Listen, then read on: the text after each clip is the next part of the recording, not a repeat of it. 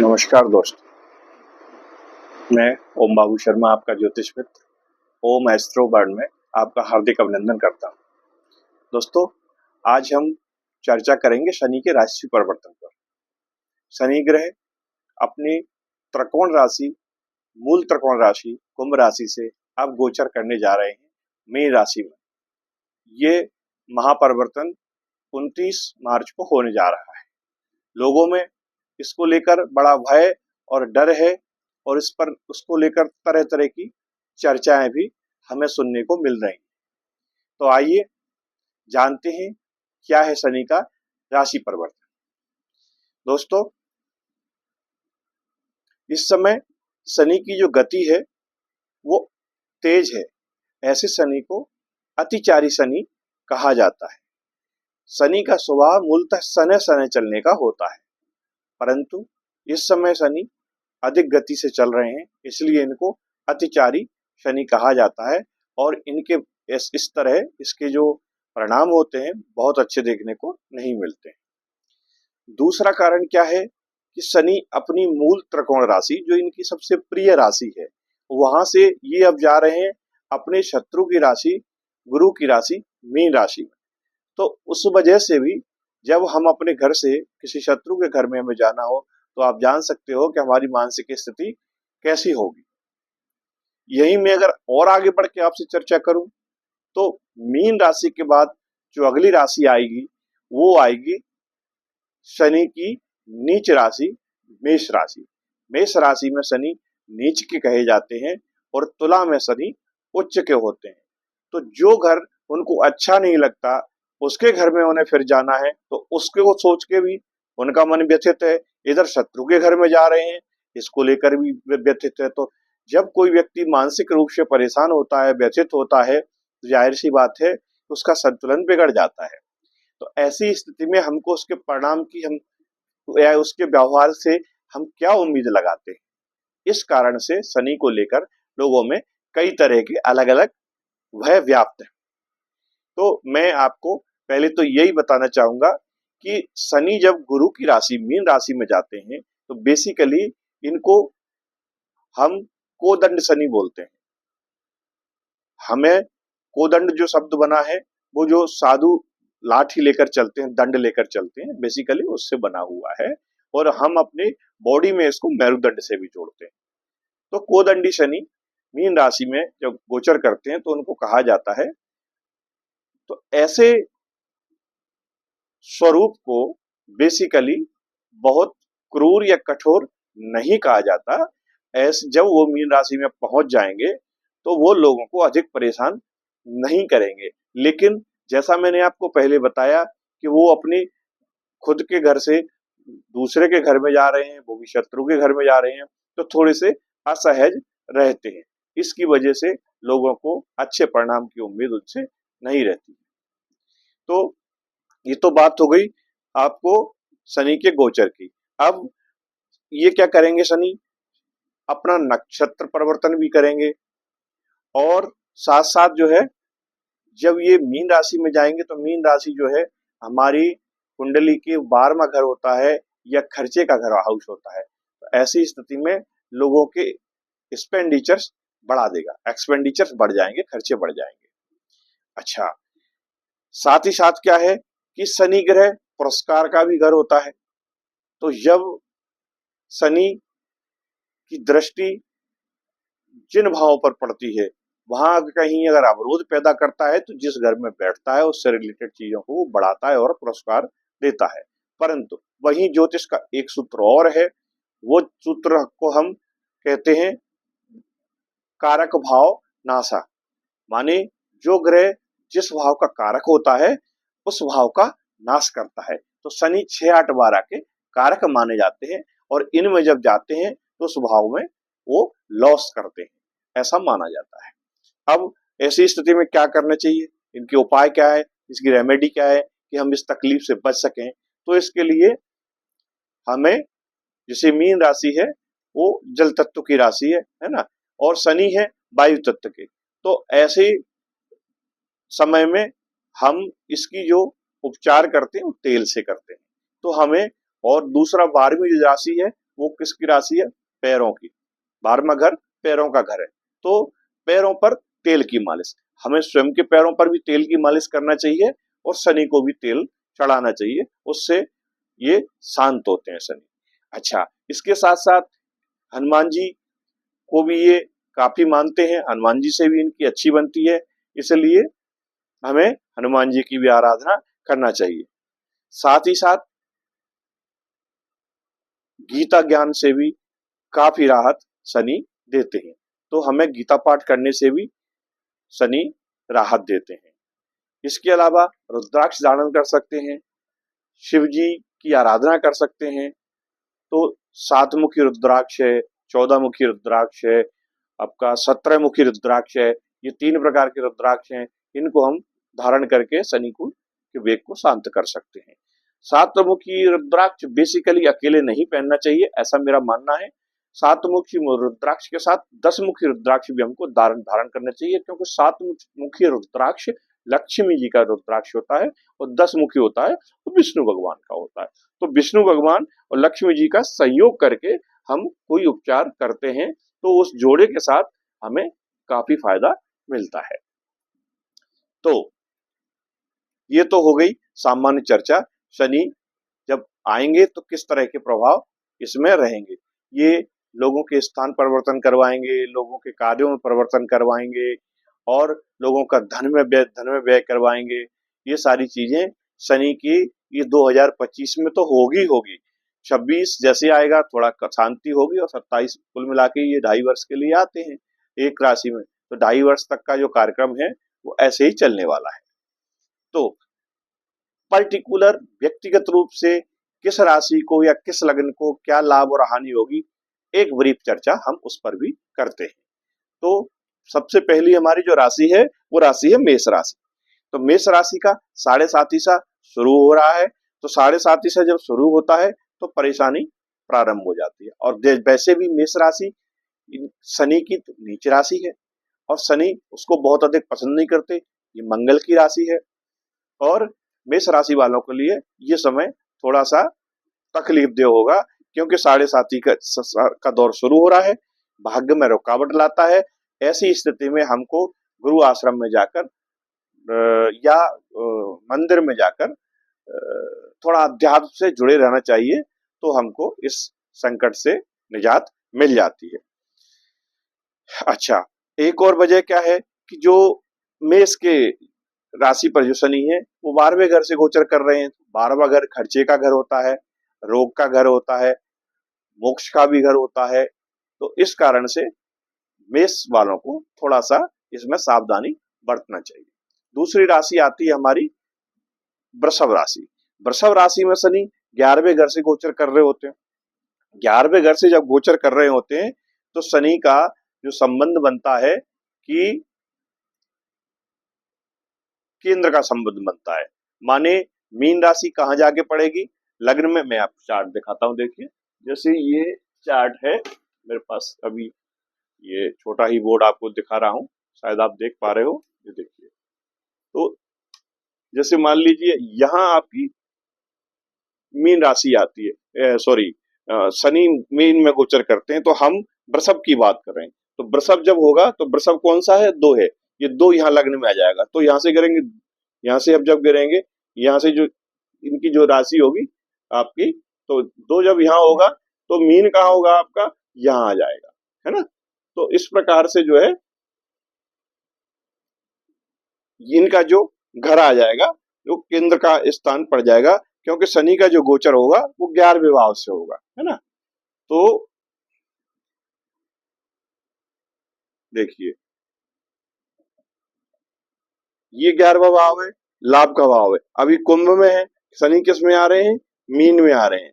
जब वृषभ राशि को देखेंगे तो वृषभ को हम यहाँ से देखेंगे। अब जहाँ 1 लिखा है, यहाँ आप मान के चलिए इसको हम 2 पढ़ेंगे, तो 2 जब यहाँ से स्टार्ट होगा तो 1 कहाँ आएगा, 12वें घर में आएगा, ठीक है ना।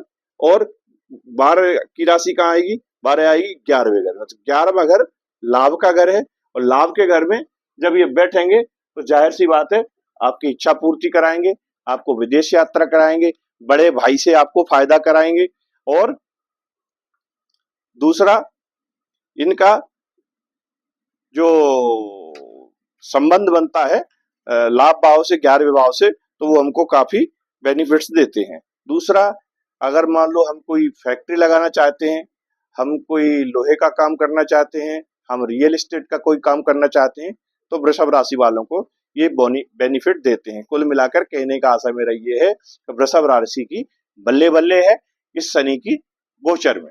और इसके बाद आती है अपनी मिथुन राशि। तो मिथुन राशि में 10वें भाव से गोचर करेंगे। 10वां भाव कर्म का भाव होता है, तो ये आपसे कर्म अधिक करवाएंगे। आपको जो है छत्रभंग योग बनता है। जब शनि की 10वीं दृष्टि पड़ती है, 10वें घर से गोचर करते हैं, तो जैसे राजाओं के ऊपर छत्र नहीं रहता था, जैसे लगा रहता था, राजा जब जाते थे किसी युद्ध में, यात्रा में, तो छत्रभंग योग बनता था। माने आप जिस कार्य को कर रहे हैं वो कार्य आपका छूटेगा, आपकी नौकरी जा सकती है, या आपका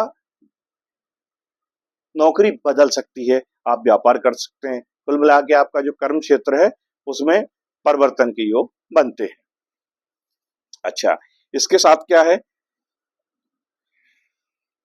इनकी जो 7वीं दृष्टि है वो प्रॉपर्टी के चांसेस बनाती है। जो 7वीं दृष्टि है वो इनकी कहाँ पड़ेगी, जब ये मिथुन में बैठेंगे, तो मीन आपका कहाँ जाके पड़ेगा, मीन आपका पड़ेगा मिथुन से, जो 7वीं दृष्टि इनकी आएगी शनि की, वो जाके पड़ेगी आपकी प्रॉपर्टी वाले हाउस में, तो वो आपको प्रॉपर्टी का बेनिफिट देंगे। तो अच्छा, इसके बाद आपकी कर्क राशि आती है। तो कर्क राशि का ढैया लगभग समाप्त है, 9वें घर से गोचर करेंगे इसमें। 9वां घर जो होता है वो, तो वो ये क्या करेंगे कि आपको यात्रा करवाएंगे, आपकी पार्टनरशिप चेंज करवाएंगे। ठीक है, 10वीं दृष्टि से 6वें भाव को भी देखेंगे, तो 6वें भाव से आपके जो कष्ट हैं, तकलीफ हैं, उनसे आपको मुक्ति दिलाएंगे, आपके शत्रुओं पर विजय प्राप्त कराएंगे, आपके जो छुपे हुए शत्रु हैं उनको बाहर निकालेंगे। इसी प्रकार से सिंह राशि है। सिंह राशि चूंकि इनकी मित्र राशि नहीं है, इनके शत्रु की राशि है, तो सिंह राशि वालों के लिए ये गोचर हम बहुत अच्छा नहीं कह सकते। वैसे भी सिंह राशि का गोचर शनि का 8वें घर से होगा, इसलिए क्योंकि जब लग्न में सिंह राशि आएगी, मैंने जैसे आपको चार्ट में बताया था कि जब जैसे चार्ट में बताया था, यदि लग्न में यहाँ 5 लिखा होगा, तो यहाँ 5 लिखा होगा, तो 5, 6, 7, 8, 9, 10, 11, 12, मतलब अष्टम भाव में 8वें घर में ये मीन राशि पड़ेगी। शनि 8वें घर में जाके बैठेंगे, तो 8वां घर जो होता है वो तकलीफ का होता है, एक्सीडेंट का होता है, ट्रांसफॉर्मेशन का होता है, इन सब चीजों का होता है। तो ऐसी स्थिति में नए प्रोजेक्ट में हमें इन्वेस्टमेंट नहीं करना चाहिए, किसी को उधार पैसा नहीं देना चाहिए। अगर किसी को हमने उधार पैसा दिया तो वो पैसा वापस आने के चांसेस कम रहते हैं। ऐसे ही उसके बाद कन्या राशि आती है। तो कन्या राशि में भी 7वें घर से गोचर करेंगे।